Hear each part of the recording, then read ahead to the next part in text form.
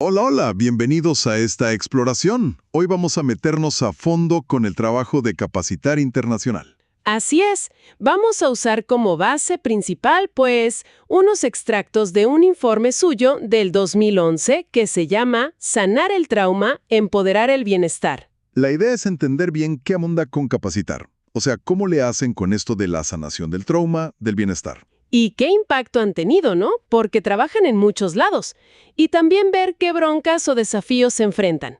Todo basado en lo que ellos mismos han dicho y documentado. Exacto. Y para empezar, tienen una visión que la verdad llama la atención. Sanarnos a nosotros mismos, sanar al mundo. Suena potente. Sí, y lo curioso es cómo surgió. Fíjate que fue por una petición bien específica, casi de la nada, allá en Nicaragua, en plena guerra civil. Vaya, eso sí que es empezar con chispa. Entonces, a ver, ¿qué es capacitar? Según ellos mismos. Mira, se definen como una red internacional. La idea central es el empoderamiento y la solidaridad. Tienen su sede en California, son una OSC, una organización sin fines de lucro. Ok, una red. ¿Y su misión cuál es?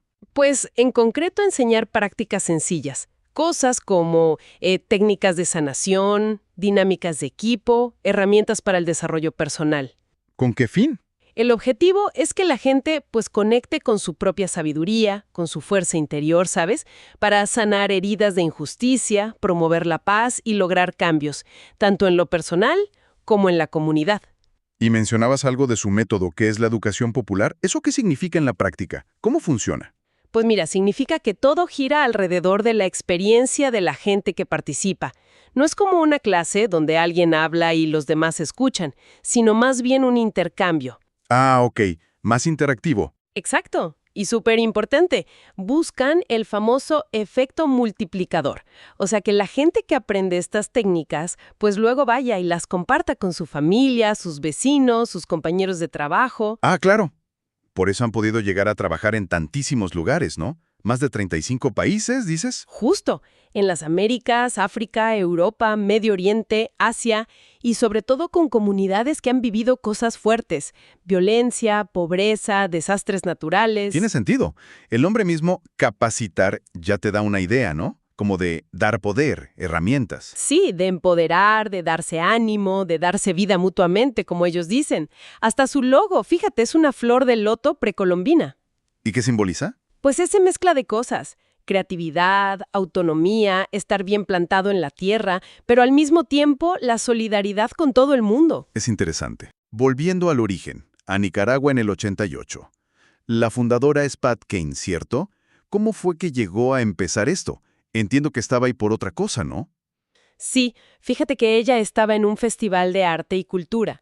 Y pues para lidiar con el estrés de estar en una zona de guerra, ella usaba cosas como el tai chi y la acupresión, para su autocuidado, pues. Algo básico en esas circunstancias, me imagino. Claro, y sus colegas nicaragüenses la veían, y de una forma muy intuitiva, como que reconocieron el valor de esas prácticas ancestrales para lo que ellos estaban viviendo diario, la violencia, el trauma. ¿Y entonces? Entonces le pidieron que les enseñara. No solo querían ver su arte, sino aprender esas herramientas para ellos mismos, para aguantar la vara. Y esa petición fue como la semillita de todo capacitar. ¡Qué historia! Y hablando de trauma, el informe insiste mucho en que no es algo abstracto, ¿verdad? Usan el caso de una mujer, María Carmen, de Guatemala. Uy, sí, una historia fuertísima. Ella era líder sindical, tuvo un accidente de trabajo terrible, perdió una mano, pero las secuelas fueron mucho más allá. Desarrolló TPT. Exacto, trastorno por estrés postraumático, con todos los síntomas, flashbacks, no podía dormir, depresión, dolor crónico. Y encima perdió su chamba, recibió amenazas, la violencia política de la época. Su vida se vino abajo, pues. Híjole. Y me imagino que el acceso a ayuda a psicólogos o doctores era difícil o caro. Justo, como pasa mucho en esos contextos. Y ahí es donde entró Capacitar.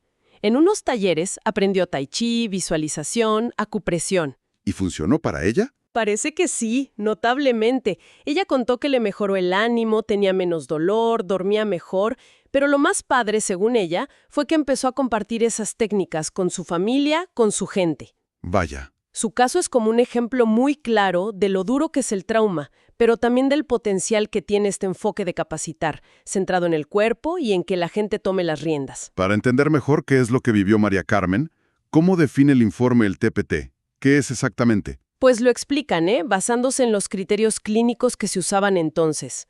Básicamente es cuando vives o presencias algo traumático que amenaza tu vida o tu integridad. Ajá. Y tu cuerpo reacciona con un miedo súper intenso o desesperanza.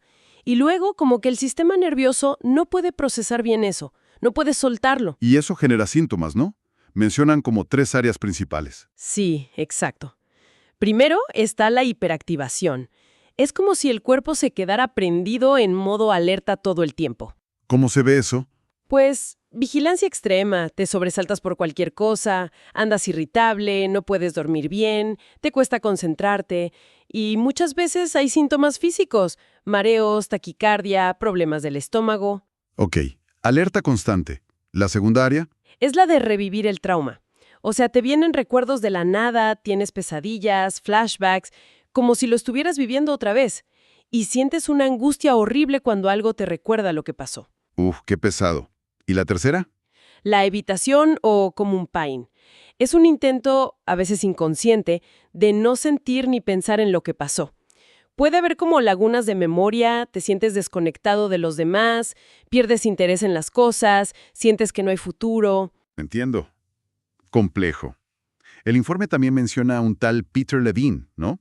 Y su idea de la energía bloqueada. Sí, exacto. Levin dice que cuando hay peligro, lo natural es luchar o huir. Y eso mueve muchísima energía en el cuerpo. Claro. Pero si después de que pasa el peligro, esa energía no se descarga, no se libera, se puede quedar como congelada en el sistema nervioso. Y eso es lo que causa muchos de los síntomas del trauma. Ah, ok. Por eso capacitar le da tanta importancia al cuerpo, entonces. Justo por eso. Es una idea clave para entender su enfoque. Y las cifras que dan sobre cuánta gente sufre TPT, híjole, sí son para pensarse. Sí, bastante. Calculaban que 1 de cada 13 personas lo iba a experimentar en su vida. Y en mujeres, casi el doble que en hombres. 1 de cada 13. Es muchísimo. Y eso en la población general. Si te vas a grupos específicos como veteranos de guerra, víctimas de violencia sexual o de género, o incluso policías, bomberos, personal de emergencias, las tasas se disparan. Es un problema mucho más común de lo que creemos. Y no solo le pasa a quien vive el evento directamente, ¿cierto? Hablan del trauma vicario. Exacto. O trauma secundario. Le pasa a la gente que trabaja todo el tiempo con personas traumatizadas, terapeutas, médicos, maestros, trabajadoras sociales, gente de ayuda humanitaria. Claro, de tanto escuchar y acompañar. Pues como que absorben parte de ese impacto, de ese sufrimiento, y pueden acabar desarrollando los mismos síntomas que el trauma directo. El informe cuenta el caso de Cristina, en Argentina, que trabajaba en un refugio y se sentía totalmente quemada, agotada por el dolor que veía a diario. Qué importante reconocer eso también. Y luego está el trauma intergeneracional, la idea de que pasa de padres a hijos. Sí, esa es otra idea fuerte. Citan a Bessel van der Kolk, un experto en trauma, que dice que si ignoramos las reacciones emocionales fuertes, no desaparecen, sino que como que infectan a las generaciones que siguen. Órale. Y mencionan a María Díaz en Timor-Leste, que decía que era súper importante enseñarles estas herramientas a los niños para poder romper esos ciclos de violencia y trauma que se heredan. Uf, todo un panorama. Y frente a esto tan complejo, ¿cuál es la filosofía de sanación de capacitar? ¿En qué creen ellos? Pues parten de una idea muy esperanzadora, la verdad. Se apoyan en gente como David Servan-Schreiber, un neurocientífico, que habla de que nuestro cerebro emocional tiene una capacidad natural para sanarse, como un instinto para sanar. ¿Y cómo se activa esa capacidad? Ellis creen que la clave está en usar métodos que trabajen directamente con el cuerpo. Por eso les dan prioridad sobre enfoques que son puramente de hablar. Tiene lógica. Si el trauma se queda congelado en el cuerpo, como decía Levine. Exacto. Piensan que como el trauma golpea fuerte al sistema nervioso y al cuerpo, pues las herramientas tienen que involucrarlo para poder, digamos, reprogramar esa respuesta de estrés que se quedó pegada y liberar la energía bloqueada. Entiendo. Sanar sería como restaurar el flujo natural de energía. Sí, entre cuerpo, mente, espíritu y emociones, ven todo conectado. Y esto lo hacen a través de lo que llaman alfabetización corporal, ¿no? Enseñar a la gente a entender y usar su propio cuerpo. Justo, usando esa metodología de educación popular que es dar poder a la gente con herramientas prácticas que puedan usar ellas mismas. ¿Y cuáles son esas herramientas? Mencionaste tai chi, acupresión, ¿qué más usan? Sí, es una cajita de herramientas variada. Enseñan movimientos suaves, como el tai chi, y otro que se llama paldangum. Técnicas de acupresión, o sea, presionar puntos específicos del cuerpo. Ejercicios de respiración consciente. Ajá. Una técnica curiosa que le llaman agarrar los dedos, que ayuda a manejar emociones como el miedo, la ira, la tristeza. Meditación y prácticas para centrarse. Y los famosos toquecitos. Toquecitos. ¿Qué es eso? Gracias por acompañarnos. Si aún no lo haces, suscríbete y deja tu like. Así seguiremos compartiendo más contenido para ti. Es dar golpecitos suaves en ciertos puntos de acupuntura. Se basa en enfoques como EFT o TFT. La idea es liberar bloqueos emocionales. También usan algo de masaje y visualización. Suena bastante completo. Y de todo eso, ¿qué es lo que la gente usa más en su día a día después de aprenderlo? Según lo que investigaron ellos mismos, lo que más integra a la gente a su rutina diaria son las técnicas de respiración y la meditación o el centrado. Supongo que porque son rápidas, ¿no? Fáciles de hacer en cualquier momento. Exacto, pero si preguntas en general cuáles son las más populares, aunque no las usen diario, ahí sí entran el tai chi, la respiración, la meditación, la acupresión y esto de agarrar los dedos. Ok. O sea que no solo enseñan, sino que se pusieron a investigar si realmente funciona. Mencionas un proyecto de investigación que hicieron. Sí, entre 2009 y 2010 les apoyó una organización llamada Trokeyer. Hicieron un estudio en 12 países. Hablaron con más de 200 personas, les hicieron encuestas, entrevistas, ¿Para qué? ¿Cuál era el objetivo? pues querían documentar el impacto de lo que hacían, no solo para ellos, sino para poder platicar con otras organizaciones, con gobiernos quizás, y buscar cambios más grandes. Querían tener pruebas, evidencia concreta. ¿Y qué encontraron? ¿Funcionó igual en lugares tan diferentes? Pues fíjate que sí, los resultados fueron muy consistentes, a pesar de las diferencias culturales enormes. A nivel personal, la gente reportó una bajada súper notable en síntomas físicos relacionados con el estrés y el trauma. ¿Cómo cuáles? ¿Tienes ejemplos? Sí, mira, por ejemplo, en Ruanda y Chile midieron cosas como qué tan seguido les daban jaquecas o insomnio antes y después de los talleres. Y la diferencia fue brutal. Las jaquecas bajaron de 23 reportadas a 4 en un grupo. Las pesadillas casi desaparecieron en otro. ¡Wow! Eso es muy concreto. Y más allá de los síntomas físicos, ¿la gente se sentía diferente? Sí, eso es lo más importante, creo yo. La gente describía cómo pasaban de sentirse, no sé, ansiosas a calmadas, de abrumadas a más ligeras y firmes. ¿Usaban frases específicas? Sí, decían cosas como, ya no renuncio a mi poder, o siento que puedo manejar lo que me pase. En Timor Oriental, el 66%, 2 de cada 3, dijeron que el cambio más grande fue poder controlar mejor mi ira. Qué fuerte eso de la ira. Y hasta usaron una encuesta de salud estándar, la SF-12, y mostró que la gente mejoró un montón en vitalidad, en cómo se relacionaban con otros y en su salud mental en general. Vaya, resultados medibles entonces. ¿Y en las organizaciones que participaron hubo cambios? También dijeron que mejoró el ambiente de trabajo, había más confianza, se comunicaban mejor, había más espíritu de equipo. ¡Qué bien! Y muchas organizaciones empezaron a meter las prácticas de capacitar en sus propios programas, no solo para su personal, sino para la gente a la que atendían. Y ahí es donde entra otra vez lo del efecto multiplicador, ¿no? Exacto. Y es impresionante, de verdad.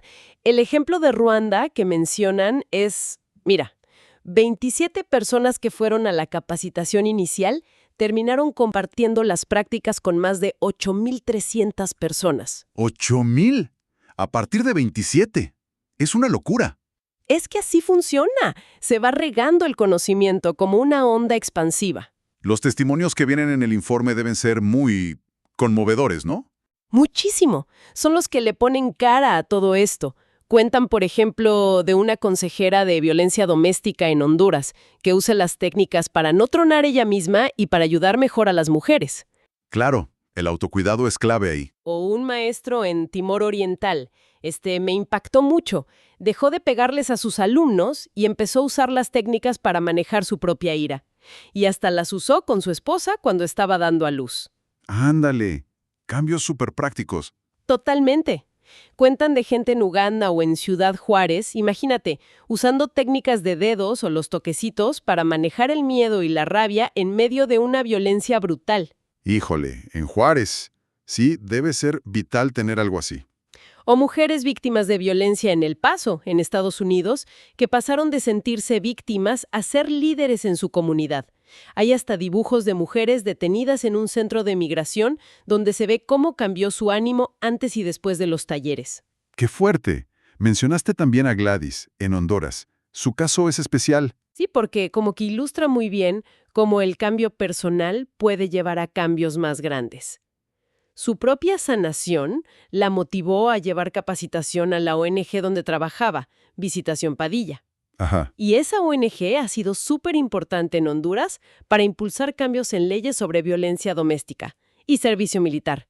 ¿Ves la conexión? De lo personal a lo sistémico. Queda clarísimo. Y se ve que lo aplican en muchísimos lados. Derechos humanos, cárceles, escuelas, con refugiados, hasta con abuelos que crían nietos. Sí, la adaptabilidad es impresionante. Ahora, un trabajo así, tan extenso y en contextos tan variados, seguro que tiene sus desafíos, ¿no? Claro que sí.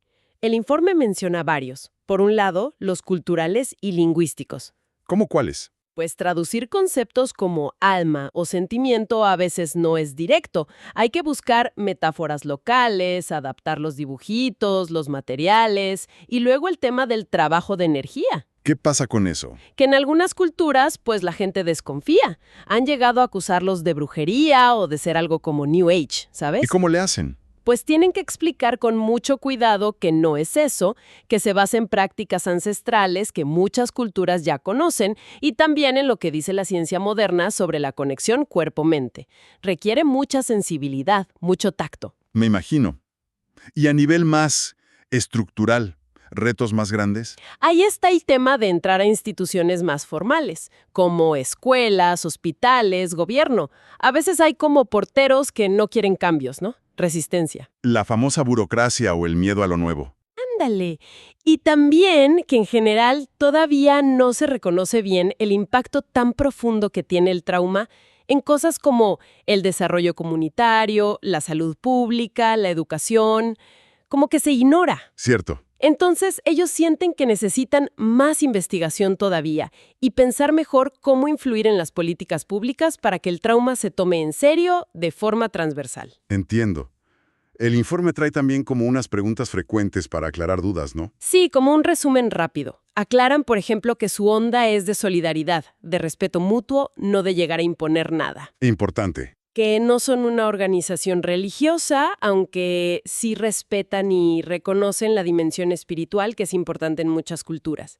Explican la diferencia entre sus instructores, que sí tienen una formación larga, y los multiplicadores, que son la gente que comparte de manera más informal. Y reafirman que su base es la educación popular. Ok, entonces, si quisiéramos resumir la esencia de capacitar después de todo esto, ¿cómo lo dirías? Yo diría que es empoderamiento a través de herramientas que usan el cuerpo, que son sencillas, accesibles y que se enseñan con educación popular. ¿Para qué? Para sanar el trauma y fortalecer el bienestar, a nivel personal, comunitario y, quién sabe, quizás hasta social. Y lo que más llama la atención es que reportan resultados positivos muy parecidos en lugares súper distintos, ¿no? A pesar de las culturas, de las broncas que vive la gente. Exacto. Desde lugares que vivieron guerras hasta barrios marginados en ciudades o comunidades indígenas lejanas. Parece que el enfoque conecta, que resuena y genera cambios reales. ¿Y esto qué relevancia podría tener para quien nos escucha? Digo, quizás alguien que no ha vivido un trauma así con mayúsculas. Yo creo que es relevante para todos, la verdad. Porque aunque no hayamos vivido un trauma enorme, todos sentimos estrés, ¿no? La vida diaria nos presiona. Sí, claro. Y estas prácticas tan sencillas, respirar profundo un par de minutos, hacer una pausa para centrarte, aprender a manejar el enojo o el miedo con un gesto simple, son herramientas útiles para cualquiera. Nos recuerdan esa conexión cuerpo-mente que se nos olvida tanto. El mensaje central entonces es potente, ¿no? Que el trauma existe, está muy extendido, pero se puede sanar. Y sobre todo, que la gente puede ser protagonista de su propia recuperación y la de su entorno. Me gustó mucho esa frase que citan de un líder de Ruanda. ¿Cuál? Decía algo como, no podemos hacer transformación social sin sanación personal y comunitaria. Totalmente de acuerdo, es conectar lo chiquito con lo grandote. Y para cerrar, ¿qué idea nos deja todo esto para seguirle dando vueltas? ¿Algún pensamiento final? Pues se me ocurren un par de preguntas quizás. Primero, con tanto estrés y trauma que vemos hoy, ¿qué potencial real tienen estos enfoques como el de capacitar? Esos que se centran en el cuerpo, en la sabiduría que ya existe en las comunidades, en el empoderamiento. ¿Cómo se comparan o complementan con los modelos más tradicionales de ayuda psicológica o social? ¿Los desafían incluso? Buena pregunta. ¿Y la segunda? La segunda es más para adentro. ¿De qué manera el trauma, que no reconocemos quizás en nuestro trabajo, en nuestra familia, en nuestra comunidad, puede estar frenando nuestra capacidad como sociedad para enfrentar los problemas grandes? El informe sugiere que muchas veces se ignora el trauma en proyectos de desarrollo, aunque estén trabajando justo donde la gente ha sufrido mucho. Híjole. Da mucho que pensar sobre las raíces de muchos problemas colectivos, ¿no crees?